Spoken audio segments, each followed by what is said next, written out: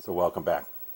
This is Dan Halsey with Southwoods Ecosystems, United Designers, Natural Capital Plant Database.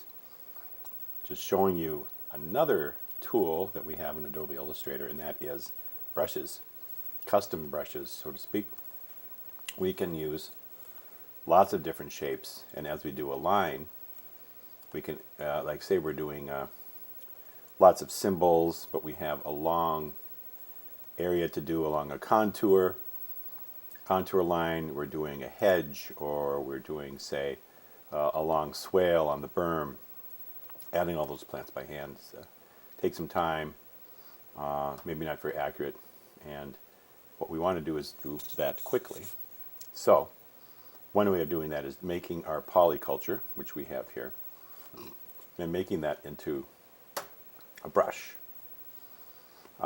So here I have gathered the polyculture of two plants. And by the way, you want to keep these as square as possible, not long rows, because when you see as we make them in the line's going to turn and twist.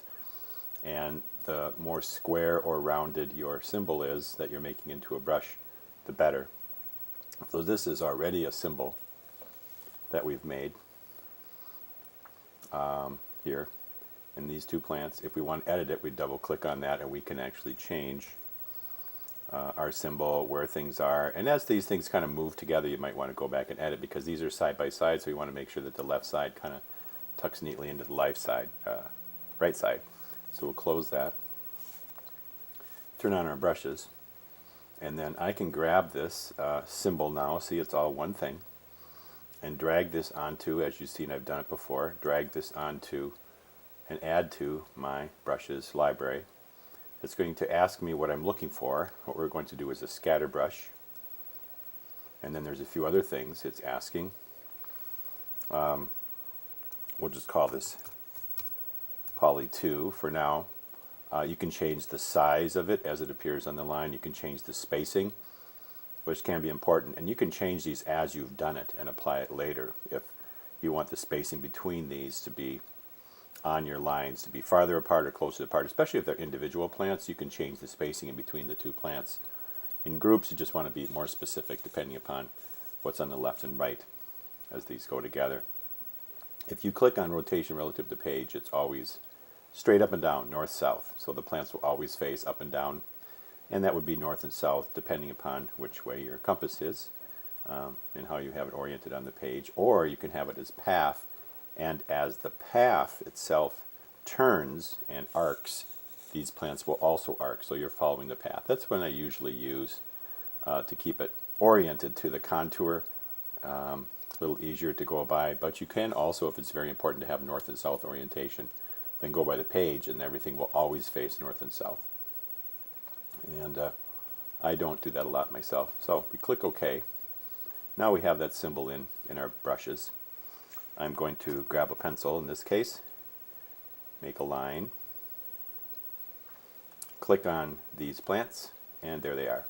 See how they follow the arc? And because we're following the path, these are all side by side, and they're oriented to the arc itself, and actually to the point, as you will see, as you see going down or as it turns. If it's a straight line, of course they'll all be together. Now sometimes it can get crazy, and that's where you have to be kind of careful what you're doing. So if you're having this really wild arc on here, it's going to follow that, but it's going to look funky. And this is where you can see how this, when it says long and we have a sharp curve, then it kind of follows that a little differently. Here's the line in here now. You can see that's pretty crazy. Spacing is strange, and you can change that by double clicking on the symbol again and changing that. In this case, you can see now where we have this following the curve. If we double click on the symbol, or excuse me, the brush, and we go to page, now it will change them all to north-south, and we will apply that to the strokes.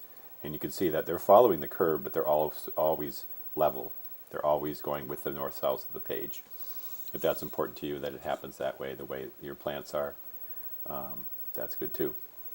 So you make a symbol, drag it into brushes, in the menu here. You can see I have a bunch of different plants in here now. I did one for vetiver. That also is a kind of interesting plant. Click on that, and now I have a row of vetiver plants. Now, One thing I learned about this, of course, and now this is one individual plant, so you can see how it's spaced, and I can double click on that, and I can change that spacing here, bring it a little closer, see? But see that white space in there? That's because these are raster images. So you have to really cut around these very closely and making sure that they're not too, oh, let's just say, too much white space around them, or you're going to start to get these funny edges on here. That's something to fix. Now if you're working on the line and you want to change something, I'll click OK on that. You can actually just click the line, find the handles, change your line, and these will basically rotate and follow with that to change the shape. So as you change the line, as you change the points, it will rotate along with that, to the point where as you know, even if you level it out, they're all going to basically be straight across from each other. My last point on this is these images are raster. This is not a vector image anymore. This is actually painted like a brush does onto the file. So this is like a series of tiny pictures all the way across. And as we know with raster files, they are huge when you try to save them. So keep in mind on smaller projects or on smaller strips of these are all raster and they're not going to increase your file size. But when I was working on my project in Spain recently, the big problem that came up was that we had, not to drop names, but actually it was in Haiti, we had miles and miles of this vetiver, each one of these being a few K or whatever it was of memory to hold this image in there. And basically we went from 164 megabytes to 2.2 gigs just because this one plant I changed from a symbol to a raster image in the brush.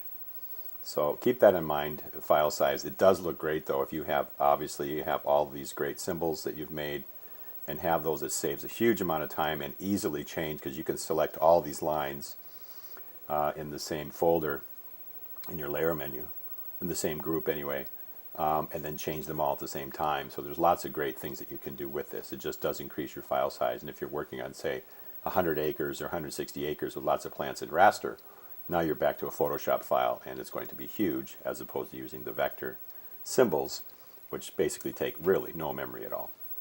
So that's how you make a contour line or a line of repeating symbols. Making your symbol, dragging it up to the menu for brushes. It will keep it there, and then once you make your line with the line tool, basically just click on whatever plant you want to have show up there, and it will show up. Thanks. This is Dan Halsey for United Designers, Southwoods Ecosystems, and the Natural Capital Plant Database. Hope you have a very good day.